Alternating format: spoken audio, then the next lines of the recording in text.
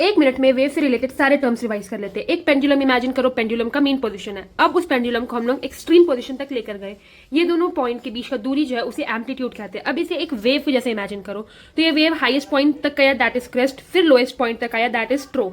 अब टर्म्स को देखते हैं। तो वेवलेंथ क्या होता है? Distance between two consecutive crest, मतलब कि दो कॉन्सिक्यूटिव क्रेस्ट के बीच का दूरी या फिर दो कॉन्सिक्यूटिव ट्रो के बीच का दूरी, इसको हम कहते हैं वेवलेंथ।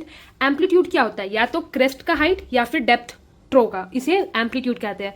फ्रीक्वेंसी क्या होता है कि कोई भी वेवलेंथ मीन जो है, मीन पोजीशन, मीन लाइन, उसमें कितने बार क्रॉस कर रहा है, उसको कितने बार इंटरसेक्ट कर रहा है, उसे हम फ्रीक्वेंसी कहते हैं। वेलोसिटी क्या होता है कि कोई भी वेव लीनियर डिस्टेंस कितना कवर कर रहा है एक सेकंड में, उसे वेलोसिटी कहते हैं। वेव नंबर क्या होता है? Reciprocal of wavelength. अब एक रिलेशन की तरफ आते हैं। यहाँ पे देखो तो ये एक हमारा दो वेव बना हुआ है, ये एक बड़ा वेव है, ये एक छोटा वेव है।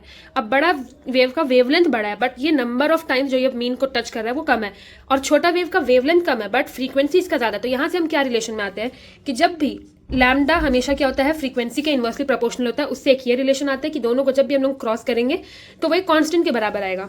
अब frequency is equals to c by lambda होता है, और यहीं से एक रिलेशन आता है, frequency is equals to c into wave number.